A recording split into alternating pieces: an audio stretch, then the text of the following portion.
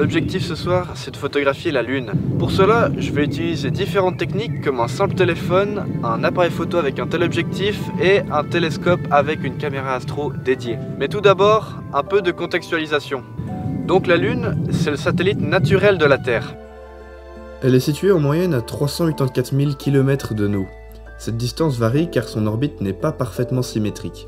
Sa taille apparente est semblable à celle du Soleil, car elle est 400 fois plus proche, mais aussi 400 fois plus petite. Cette particularité donne donc lieu à des phénomènes impressionnants, les éclipses.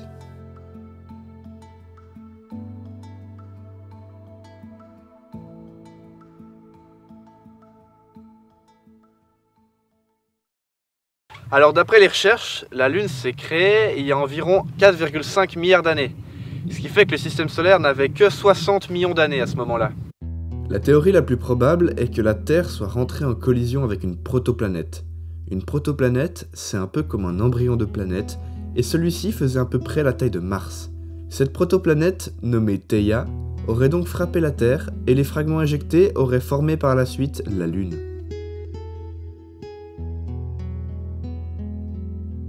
Comme vous l'avez peut-être sûrement remarqué, une des particularités de la Lune, c'est qu'elle nous montre toujours la même face.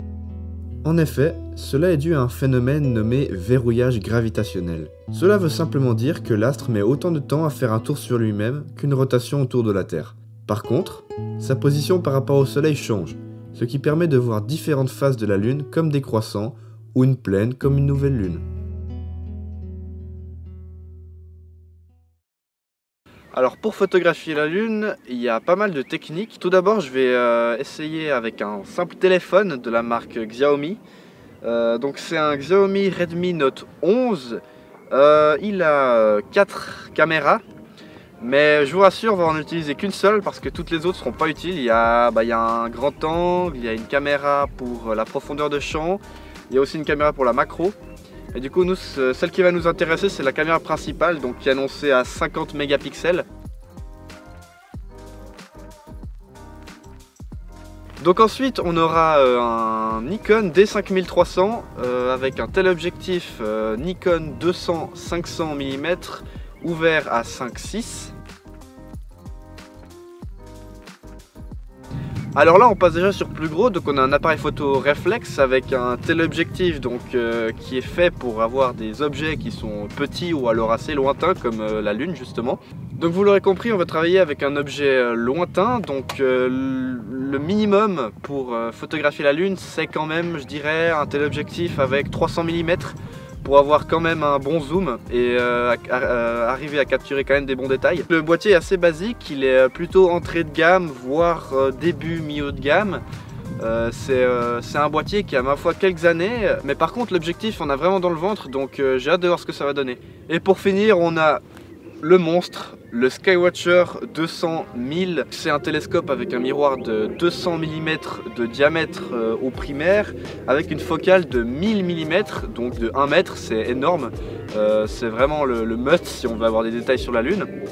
Et là-dessus, on a une caméra ZWO ASI 294 couleur refroidie. On va pas utiliser le refroidissement sur la Lune parce que ce sera pas vraiment intéressant. Par contre, c'est une caméra qui peut s'avérer très utile pour faire du ciel profond, donc la photographie de galaxies et de nébuleuses. Et on a aussi branché là-dessus donc un diviseur optique que j'ai pas enlevé, que j'utilise aussi pour le ciel profond, mais que j'ai préféré laisser. On a aussi un correcteur de coma pour avoir une image complètement plane et parfaite, surtout dans les bords, parce que cette formule optique de Newton a un défaut qu'on appelle la coma, qui rend en fait les étoiles étirées dans les bords, donc ce qu'on veut absolument éviter. Pour ça j'ai mis un correcteur, ce qui fait avoir une image totalement parfaite en sortie de tube. Donc à préciser que le Nikon est monté sur un simple trépied, tandis que le télescope est monté sur ce qu'on appelle donc une monture équatoriale motorisée, donc une monture qui est capable de suivre le mouvement des étoiles dans le ciel. C'est surtout utile en photographie et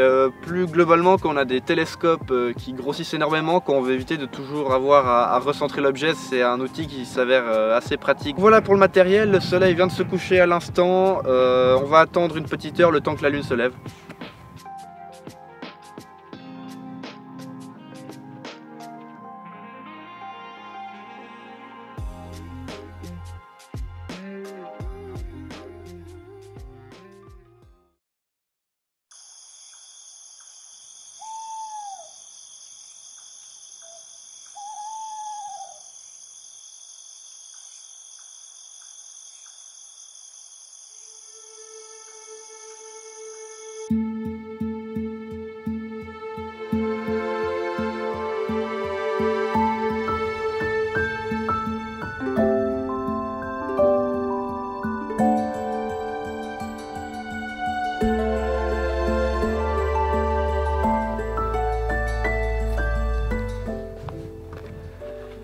Voilà, alors la lune vient de se lever, c'est vraiment magnifique. On la voit normalement juste ici à l'image. Donc pour les photos, on va attendre encore un petit moment parce qu'il y a plusieurs raisons qui font qu'on a meilleur temps d'attendre que la lune se lève un peu. La première raison est simple.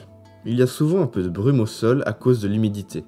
Il y a aussi le fait que la lune apparaît avec une teinte orangée à cause de l'atmosphère. En effet, celle-ci absorbe les rayons bleus et laisse passer plus facilement le rouge, ce qui donne par exemple sa couleur au ciel. Mais le facteur le plus important est la turbulence. La lumière de la lune doit parcourir plus d'air à l'horizon qu'au zénith, ce qui a plus de chances de perturber l'image de la lune.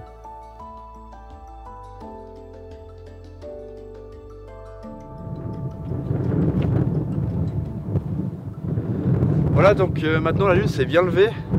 C'est assez impressionnant la quantité de lumière que ça produit alors qu'elle est même pas si haute et que c'est pas la pleine lune. C'est assez impressionnant à voir. Bon, on va tout de suite commencer avec les photos. Donc pour ce qui est du téléphone, tout d'abord on va ouvrir l'appareil photo. Il faudra se mettre en mode pro si vous en avez un pour avoir vraiment un contrôle total de la caméra. La première chose qu'on voit, c'est qu'on est tout de suite assez limité dans les réglages. Sur les téléphones plus récents, vous avez notamment des réglages sur le temps de pause, l'ISO ou encore l'ouverture. Et normalement, vous aurez de toute façon un WB, donc un réglage de la White Balance, donc la balance des blancs ou la température de couleur. Donc premièrement, ce qu'on va faire, c'est mettre l'ISO le plus bas possible. Donc ça va nous éviter l'apparition de bruit, donc cet aspect un peu granuleux sur l'image. Sachez que si vous montez trop le bruit, ça peut venir aussi détériorer la qualité de l'image globale parce que sur votre téléphone, il y a un algorithme qui réduit automatiquement le bruit, ce qui va aussi absorber un petit peu de détails malheureusement. Donc les ISO, c'est quoi? C'est en fait un rehaussement artificiel par votre téléphone ou de votre appareil photo de la luminosité. Donc c'est vraiment un réglage artificiel, donc c'est vraiment le réglage qu'on veut éviter de monter au maximum. Ensuite, si vous avez un réglage de l'ouverture, il faudra le mettre dans une valeur moyenne, donc entre f5.6 et f8 en fonction de votre appareil photo. Parce qu'en effet, en diminuant l'ouverture, vous allez diminuer la quantité de lumière qui va arriver sur votre capteur et ceci va également améliorer la qualité de votre photo. Donc en général, c'est quand même sur les téléphones assez récents. Sur les anciens, on n'a pas forcément, en tout cas sur le mien, je ne l'ai pas, donc je ne vais pas l'utiliser. Et ce qu'on va surtout ajuster, c'est la valeur la plus importante, ce sera la valeur du temps de pause. Donc ce paramètre, il détermine le temps pendant lequel votre capteur va capturer la lumière. Plus il est long, logiquement, plus votre photo sera lumineuse, et à l'inverse, plus il sera court, plus votre photo sera sombre. Et donc en fonction de la luminosité de la lune, on va ajuster ce paramètre. Là, on est presque à la pleine lune, donc on aura un temps de pause assez court. Et en dernier, vous pourrez ajuster la balance des blancs, donc la température de couleur. Donc si vous avez plutôt une lune qui vient de se lever comme on avait avant, donc qui est une lune plutôt rouge orangé, il faudra ajuster ce paramètre pour virer un petit peu vos couleurs vers le côté bleu. Voilà, donc là j'ai fait quelques photos, je vous mets à l'image les résultats. On verra ensuite à la fin en comparaison avec les autres instruments ce que ça donnera. Donc pour les réglages de l'appareil photo, c'est à peu près la même chose que le téléphone au final parce qu'on photographie le même objet. Donc je me suis mis à un 200e de seconde à f8 à ISO 200. Et pour la balance des blancs, je me suis mis aux mêmes valeurs que sur le téléphone. Voilà, donc maintenant qu'on a fait l'appareil photo, on va pouvoir passer au télescope.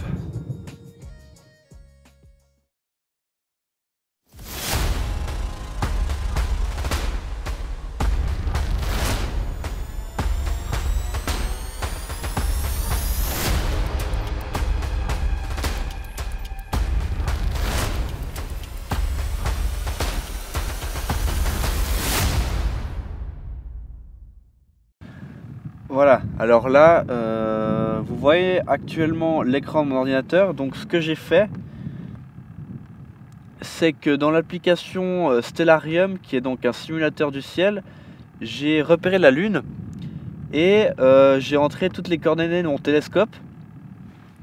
Et avec ça, en fait, ça vous permet de voir exactement le champ de vision que vous avez. Donc c'est très pratique en astro. Si je regarde dans mon logiciel avec la vue que j'ai actuellement, c'est exactement le même cadrage que j'ai. Là, avec la caméra que j'ai et le télescope, j'ai la Lune en entier, donc c'est nickel. Ce qu'on va essayer de faire, en fait, c'est prendre énormément d'images, des poses très très courtes et en faire énormément et en fait sélectionner 1 voire 2% des prises totales pour en fait avoir les meilleures photos, donc celles qui seront le moins dégradées par l'atmosphère. Maintenant, ce qu'il ne faut pas encore oublier de faire, c'est sélectionner un format de film, donc pas le FIT qui est un format photo, mais le format SER, donc .ser.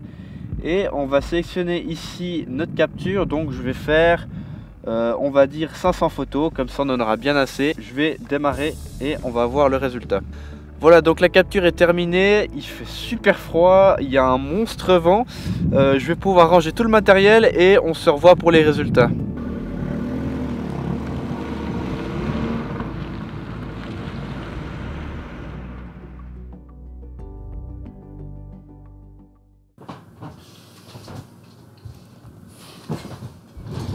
Bon, voyons ça. Donc, première photo de téléphone. Bon, c'est un téléphone, on peut pas lui en demander tellement plus. Mais c'est vrai qu'avec un petit objectif comme ça, il y a quand même du détail. On voit quand même les mers principales sur la Lune. Par contre, on voit que le téléphone a, on dirait, forcé le détail. On voit que l'image est pas très naturelle. Mais bon, comme je l'ai dit, on a un grand angle, donc c'est tout à fait normal. Maintenant, le réflexe.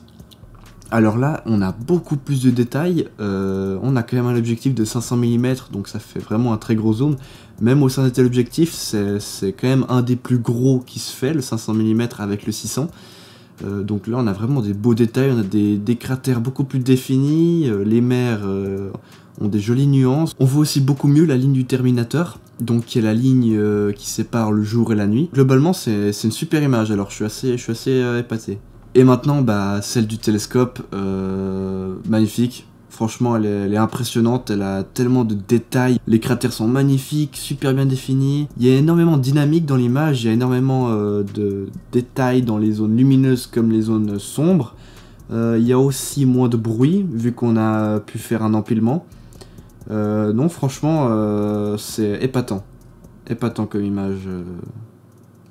Bluffé du résultat.